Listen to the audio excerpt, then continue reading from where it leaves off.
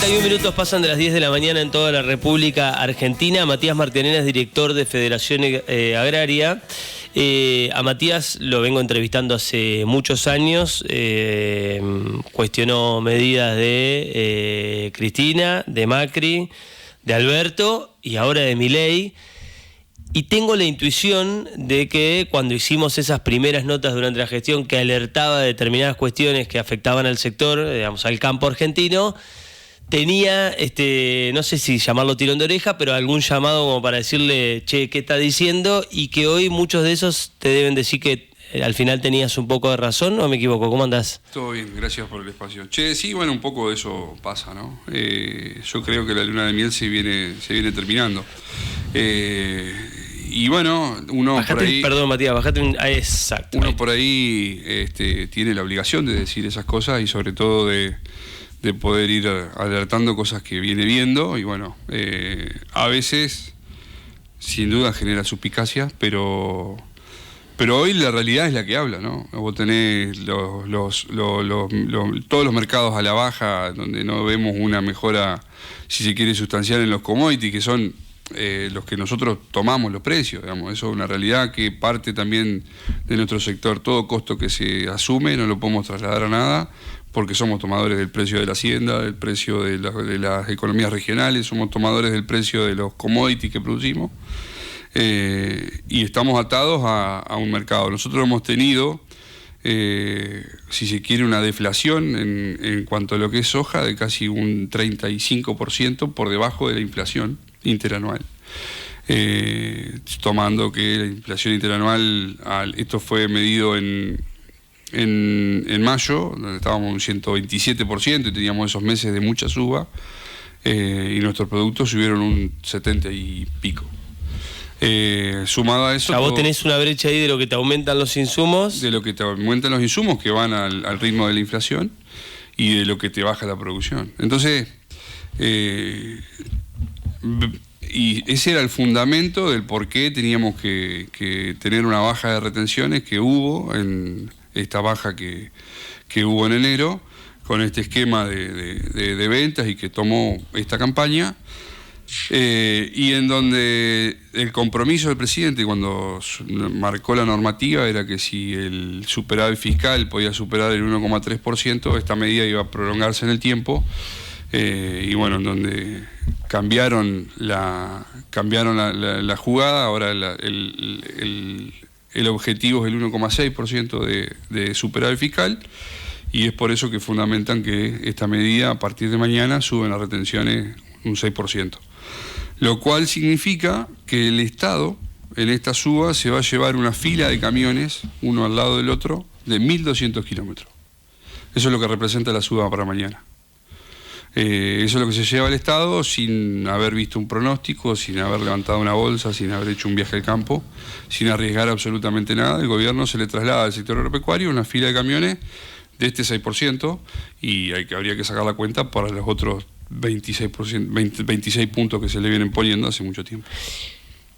Contame después de qué le pasa al gran productor, al que tiene los grandes pools, pero me interesa muchísimo más porque además son muchas más personas y es mucha más gente laburando. ¿Qué le pasa al chacarero? Y el chacarero tiene que tomar los precios de cómo están. A ver, cuando uno va a negociar un flete, que además los camioneros tienen que cobrar y bien para que tengan toda su historia, el que produce menos hectáreas no puede negociar por volumen, lo mismo que no puede negociar cuando compra los insumos, no puede negociar cuando hace la venta.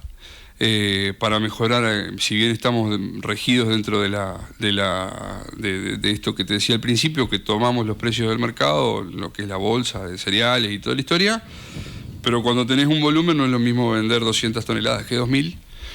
A veces conseguís una mejora en esa parte y... Para pasarlo limpio, ponele, yo tengo 10.000 hectáreas y vos tenés 200. Yo vengo y por llevarme un camión acá a Buenos Aires a mí me cobran 10 pesos y a vos te cobran... Lo que dice la tarifa de referencia.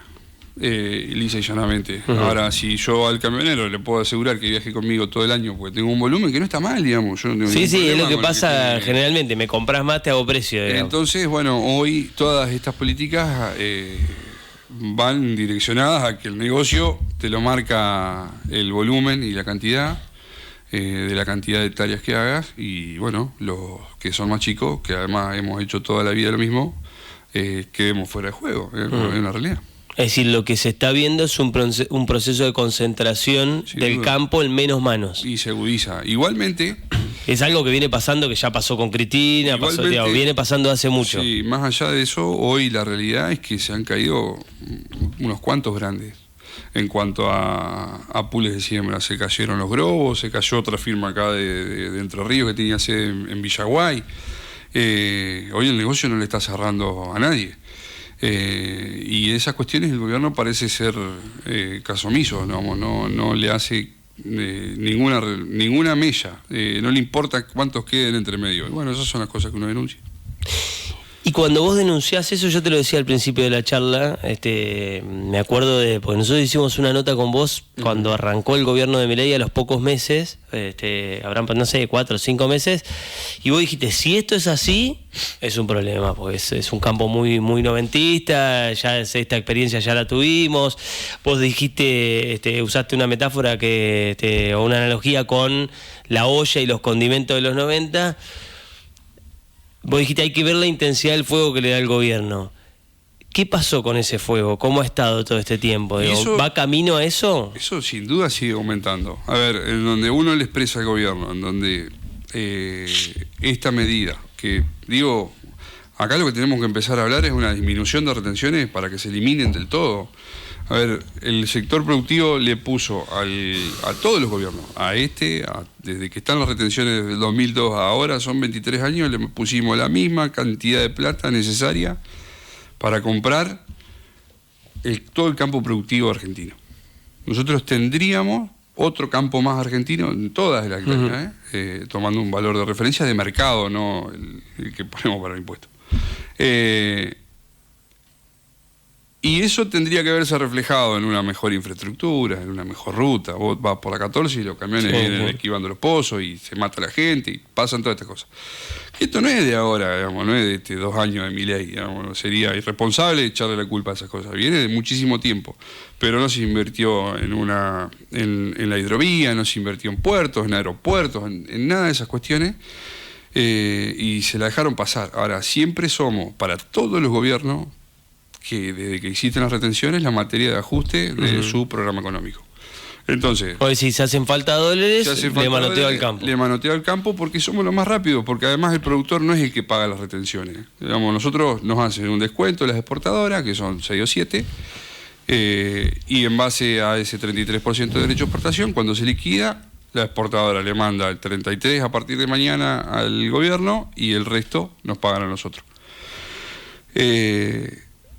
Si fuera que las retenciones la pagaría, sería toda una cuestión de gestión de cobros y demás, como todos los impuestos que pasan. Y después hay varios errores que este gobierno ha cometido, que eso sí es cierto y que atentan a un montón de economías regionales. Por ejemplo, haberle sacado el impuesto país a toda la producción, a toda la compra que se haga por afuera. Entonces, ¿eso qué te permite? Que ingrese fruta de otro lado, que ingrese arroz, que ingrese leche. Y encima, digamos, si uno tuviera en cuenta que al no tener retenciones, el productor va a pagar más impuestos a las ganancias, que el impuesto a las ganancias es ecoparticipable, y las provincias estarían en otro estado. Vamos, porque acá también en realidad Entre Ríos lidera dentro de las provincias de la región centro, según el análisis de FADA, somos la provincia con mayor presión fiscal, estamos alrededor del 67-70%. Pero el 90% de esos impuestos son nacionales. Impuesto al cheque, anticipo a las ganancias, que la viven todo, encima los productores retenciones. Y en esa cuestión, digamos, quedamos fuera de competencia un montón de productores, digamos. Si vos tenés que te ingresa carne de afuera, pues ingresa de Brasil, es ínfimo, pero en la historia pasó de que... Sí, la carne... De que ingresara... Es una locura. Tenemos uno de los productos mejores del mundo, lo cataloga hasta Brad Pitt. Sí, en lo que somos buenos en el fútbol y en la carne. Somos buenos en el fútbol y en la carne, sí. Y así todo, por una cuestión también del poder adquisitivo de la gente, necesita comer más barato, porque no le alcanza. Y entonces ingresó carne picada y nalga de Brasil, que son las ofertas esas de milanesas que tienen las grandes cadenas de supermercados. Tal vez acá en Gualeguaychú no la hemos visto, pero en Buenos Aires sí ha habido. Y te marca una competencia que es desleal. Lo mismo pasa para todos los que producen algo, los que producen ropa, los que producen baterías. Sí, digamos. Yo te contaba la semana pasada una cerveza brasilera, Itapaíba creo que se llama, a 999 pesos, y la más barata de las nuestras, 2.200. Y bueno, si eso tuviese el 15% del impuesto país, que era lo que tenía antes para ingresar esa cerveza, que tenía que pagar, tal vez la competencia de la cervecería nuestra sería distinta. Hablamos de cerveza, pero no es un consumo que necesitemos inmediato. Pero, por ejemplo, la fruta, lo que pasa con la fruta que teníamos hace unos meses, ingreso de fruta de afuera, de fruta del citrus dulce. Naranja había, y era naranja específicamente, de Israel. Si nosotros somos eficientes en materia impositiva, podríamos competir entre esas cosas, pero bueno, no lo somos. El 47% de todo lo que se produce en Argentina es presión fiscal, y creo que eso se debe acomodar, que todavía no se ha podido acomodar. Vos lo que decís es como que el plan del gobierno tiene digamos, la parte de la liberación de los productos, de las importaciones, le falta a él acomodarme la regla de juego a mí para poder competir. Si no, sin duda, yo viste no que hay como que... una lógica un poco perversa de no sos bueno haciendo lo que haces. Y si no sos bueno, el presidente lo ha dicho abiertamente, sí. Te vas a quebrar y vas a fundir y tenés que buscar en qué sos bueno. Y en la ideología libertaria, uno puede elegir comprar cualquier cosa y no nos tienen que prohibir comprar cosas afuera que lo quiera, que no me parece mal, pero sí tenemos que tener la ley pareja para todos, ¿no? Y bueno, en esas cuestiones, por eso digo que haber retirado el impuesto país antes que haber hecho una disminución de retenciones y de un montón de cuestiones que hacen a la cuestión económica es un error, porque te hace una competencia desleal hacia de afuera. Y bueno, esto que te decía, si tuviésemos tuviésemos una disminución de retenciones, pagaríamos más impuestos a la ganancia, habría muchísimo más producción. Pasó en el trigo en la época de Macri, sembramos trigo hasta las macetas, y las provincias recibieron mucho más coparticipación por haber los productores pagado impuestos a la ganancia. Eso es un camino mucho más largo que el decir mañana suben las retenciones y a partir del miércoles ya cambió el mercado. ¿Y el humor del sector cuál es? Digamos, claro. Es un sector que mayoritariamente acompañó al presidente, lo votó, ¿y hoy qué siente? Que esto mella la confianza. Esto mella la confianza, mella esa palabra que nos dijeron que venían a reducir impuestos, venían a eliminar las retenciones. Venían a acomodar las cuestiones y terminamos en el resultado que te decía al principio. El sector agropecuario es el sector que se utiliza para mejorar toda la variable y no importa quiénes queden en el camino. Entonces todas esas palabras terminan siendo nada más que avisos de campaña, ¿no? ¿Y vos tenés casos ahí en Federación Agraria de historias como cuáles? Gente que por ahí dejó de... Bueno, vos lo contaste la otra vez, años haciendo agricultura y te pasaste a la ganadería o te quedaste solo con la ganadería. Sí, yo soy un caso y pasa en muchísimos lugares.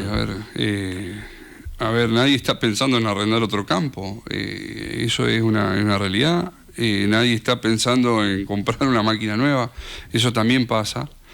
Y la realidad es que el humor viene cambiando notablemente. No es lo mismo hace 4 meses atrás que lo que pasa hoy. Encima habiendo tenido una cosecha muy buena, porque tuvimos una cosecha récord en la provincia, llegamos a un promedio de 2.800 kilos cuando la media son 2.200, pero también es necesario decir que si bien acá en Costa Uruguay pudimos trillar 4.000 kilos en algunos casos, en el departamento de La Paz trillaron 1.200 kilos, en donde esos productores hoy están haciendo fila en los escribanos para firmar los pagarés, esperanzados en que la campaña que viene les va a ir mejor. Porque las deudas se pagan y la única forma de pagarla es sembrando, si no, no hay forma de pagar los números que se manejan en esto.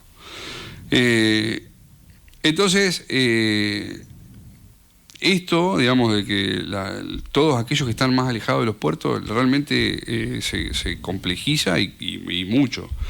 Y la mirada del gobierno está puesta en que, bueno, alguien va a producir, porque esto también es cierto. Los campos que yo dejé y que deja mi vecino y que deja, alguien los arrendó y va a producir. ¿Quién agarra esos campos? Y bueno, hay distintos actores. Hay actores que hacen convenios comerciales, que pueden conseguir insumos, que hacen agricultura por administración. Bueno, hay distintos roles, digamos, que pueden tener un beneficio económico. Aquellos que venden insumos y en realidad los ponen a producir, no pagarán ingresos brutos. Bueno, tienen distintas cuestiones que hacen a que el negocio hoy es tan chico que si no te pones a ver todas esas cosas, que además el negocio te lo termina dando el volumen de hectáreas y la diversificación de los lugares en los que esté por los riesgos climáticos, está fuera de juego, sin duda. ¿Tu mirada en general cuál es? Digo, más allá de lo que pasa puntualmente con el sector. ¿Te enganchás a leer un poco de todo? Digo, más allá de lo que pasa con el campo, y ves que... Yo veo, a ver, hay veces que no, y esto por ahí suena un poco negativo, ¿no? En cuanto a... Hay cuestiones que se han acomodado. Nosotros, me cuesta un poco salir de lo que es lo mío, ¿no? Pero si uno habla de haber levantado el cepo, bueno, el desdoblamiento cambiario no existe más, eso es una mejora. Hay distintas cuestiones de simplificación de trámites que me parecen bárbaro lo que pase. Y por ahí cuando escucho en algunos medios que hay algo de 11 millones menos de pobres y lo comparo con la gente que golpea la puerta de mi casa porque saben que tengo arroz y le doy arroz de un amigo que me regala. Cuando veo los gurises que están pidiendo cada vez son más, los gurises que piden en el semáforo, o que antes la merienda o los comedores estaban únicamente al mediodía y hoy están también a la noche. Me cuesta un poco no, y ni hablar, como me ha pasado, que me parece muy cruel lo que pasa con los jubilados, digamos.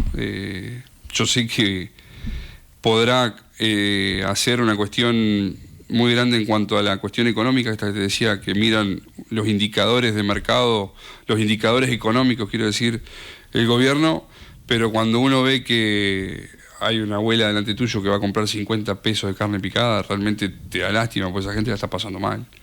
Y bueno, esa mirada me hace que pongo en la balanza todas estas cuestiones y digo, esto no está tan bien.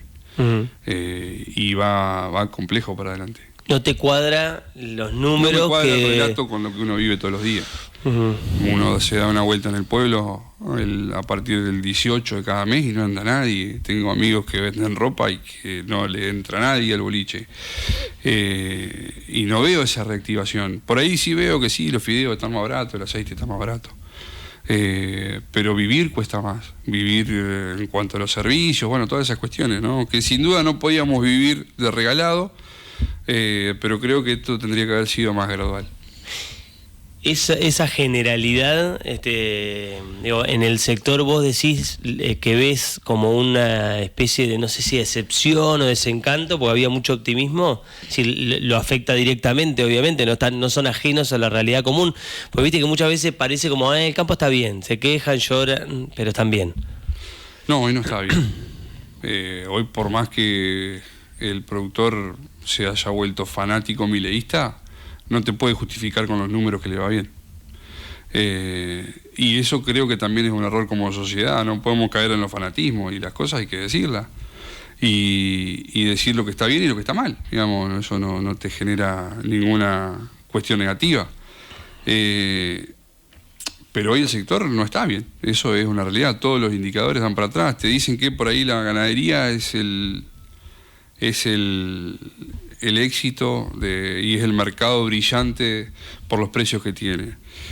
Y un productor con 200 vacas de cría no llega a tener una rentabilidad por mes de 400.000 pesos por mes. Un tipo que tiene casi $200.000 puestos en producción, digamos, cualquier kiosco te debe dar más que eso. Y ese es el negocio brillante, digamos. Me parece que es complejo. Será brillante para que tiene 20.000 cabezas, digamos. Para ese sí puede ser que sea un número realmente que uno pueda tomarlo como maravilloso. Pero esas cuestiones no pasan en la mayoría de los productores. Vos lo que decís pasa con el que siembra también. Sí. Pones un vagón de guita, lo arriesgás. Mirá, nosotros en Entre Ríos tenemos 28.000 productores ganaderos. 17.000 de ellos tienen menos de 100 vacas.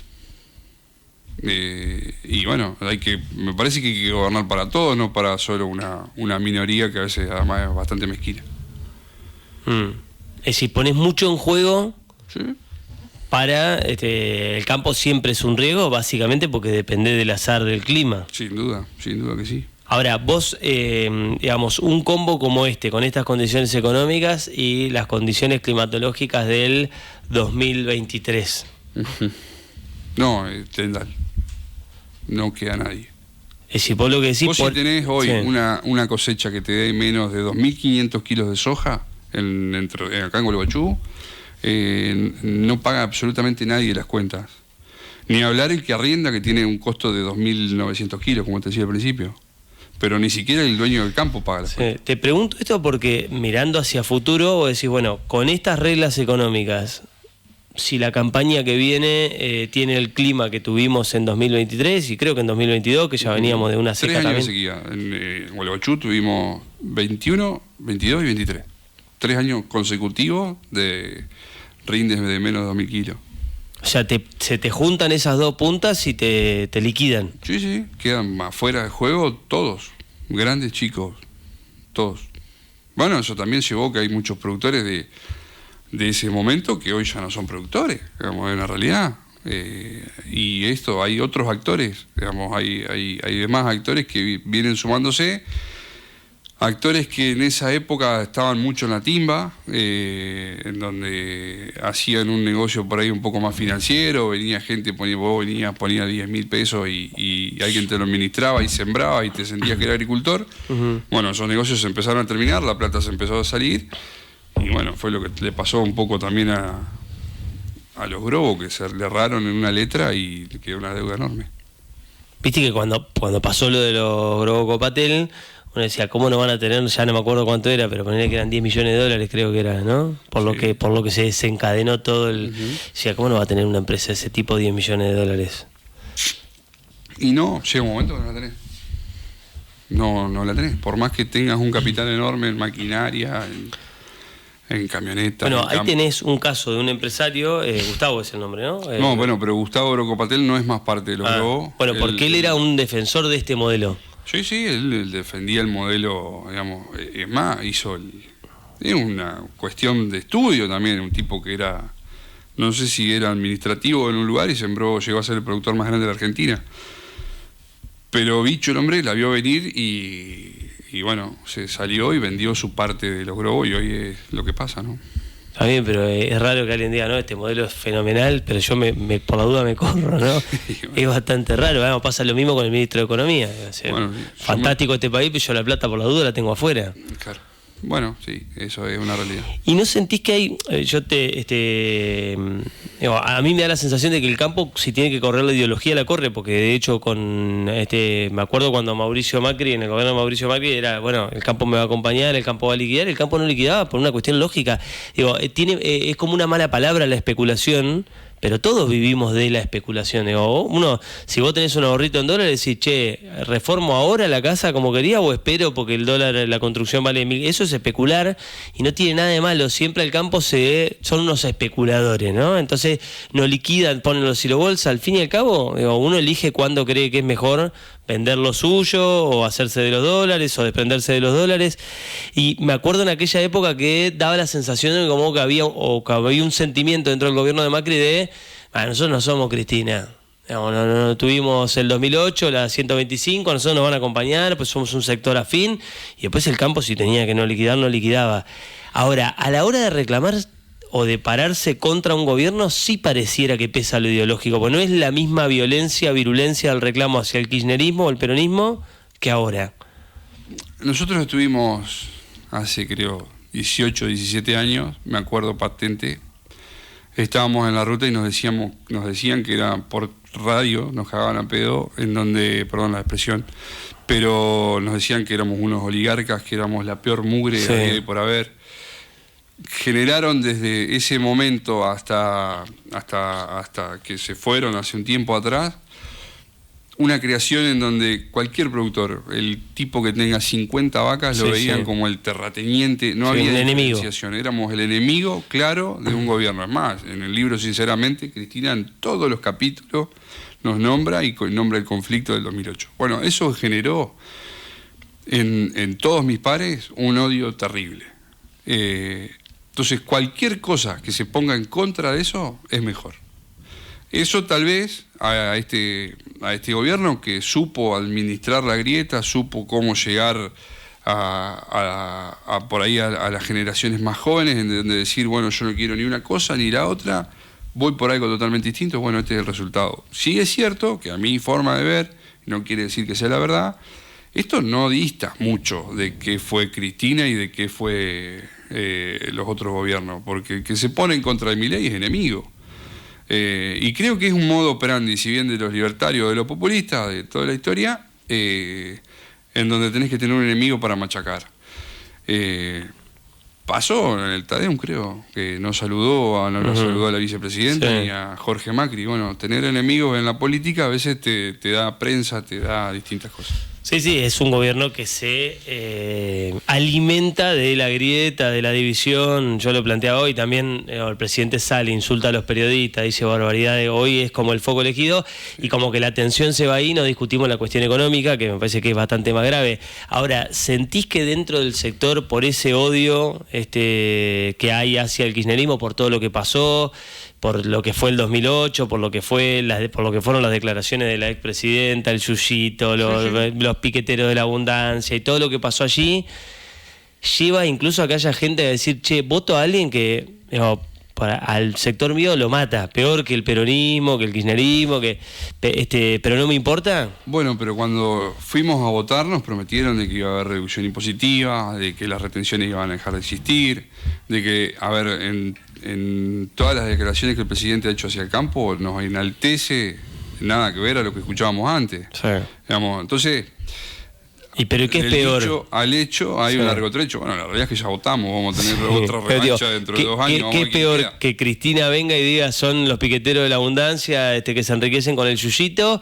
¿O que te digan que sos hermoso, lo más lindo que le pasó al país, el motor de la Argentina, pero que después por abajo te aporreen? Bueno, cuando Milei decía estas cosas todavía no gobernaba y teníamos el miedo de todas estas cuestiones, en donde el mismo ministro de Economía nos decía, que era candidato a presidente, esto cuando yo sea presidente voy a ser mejor, y el que tenía la firma era él, digamos, ¿por qué no cambiaste las cosas antes? Entonces, eso también fundamenta un poco por qué el sector acompañó a Milei.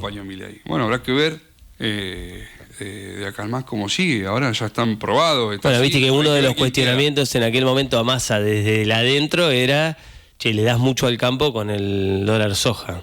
Sí, bueno, y esto es un dólar agro también, dólar soja es lo mismo. Este esquema en donde ahora, mañana suben las retenciones a la soja y al maíz, pero bajan las del trigo y la cebada. Y también tienen vencimiento en diciembre. Exactamente igual, tienen el mismo resultado que el dólar agro. Digamos, y estas cuestiones te la dicen de otra forma, pero el resultado es el mismo.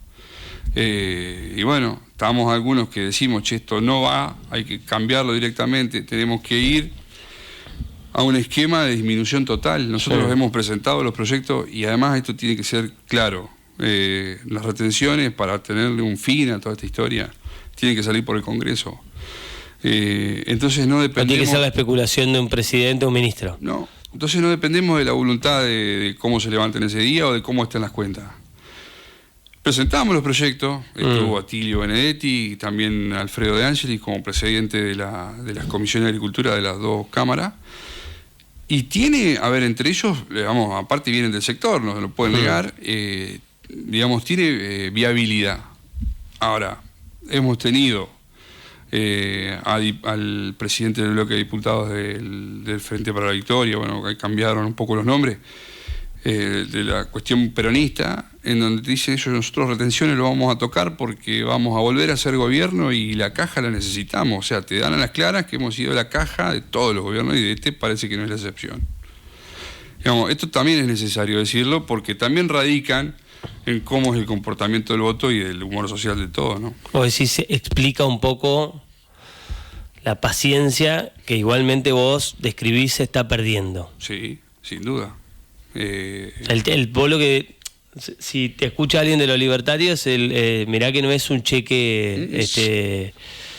No es un cheque en blanco que vos podés disponer cuando quieras. No, está acabando el margen. No es un cheque en blanco. Y haber hecho caso omiso a todos los reclamos que se hicieron durante esta semana, mella todavía más aún la... ¿Hay incluso menos diálogo que antes? O sea, ¿es como que te cuesta encontrar interlocutores con el gobierno? El diálogo no ha sido muy fluido. Yo me acuerdo, sin haber sido director, tenía la posibilidad de hablar con funcionarios no de primer nivel, pero sí compartía y teníamos charlas y demás en cuanto a un montón de cosas. Bueno, este gobierno es muy encapsulado, los que llegan son pocos y lo que dicen es menos. Y no ha sido una cosa muy fluida en donde cualquiera habla con Caputo, el presidente mismo no recibió la mesa de enlace todavía en 2 años de gobierno. Y bueno, eso también es no reconocer la pluralidad del campo, ¿no? Ahora, yo te pregunto de tu perspectiva porque, insisto, vos fuiste muy, lo seguís siendo del kirchnerismo y de hecho yo ya te digo, te he entrevistado en otras etapas, pero nunca me dijiste el campo de los, digamos, el que conoce la historia del campo sabe que los 90 es una década muy complicada para el sector. Sí. Vos ni en los peores momentos me dijiste, Cheto va camino a los 90 como me decís ahora. Bueno, tal vez no se dieron esas condiciones, pero hoy digamos, los condimentos están puestos y esto es darle un poco más de fuego a la olla, digamos, porque hay productores que todavía no han podido cosechar el maíz, no es que especularon, no lo pudieron cosechar porque no pudieron entrar al lote, porque llovió, porque está húmedo. Digamos, eso no tiene que ver con la especulación. Hay maíz de segunda que todavía está en el campo plantado. Y ese maíz va a tener un 6% más de costo que el que lo vendió en febrero. Y parece ser de que todas estas condiciones uno las advierte y dice que, bueno, pero si el superávit fiscal no llega al 1,6%, que cuando lo implementaron esta normativa era el 1,3%, y eso también es necesario decir, el presidente cuando en realidad el ministro de Economía le dijo a la mesa de enlace que si la emisión monetaria bajaba, que si la inflación bajaba y que si el superávit fiscal superaba el 1,3%, esta medida se iba a prorrogar en el tiempo. Nos corrieron la zanahoria, el objetivo es el 1,6%, estamos en el 1,5% y la medida se vuelve a implementar.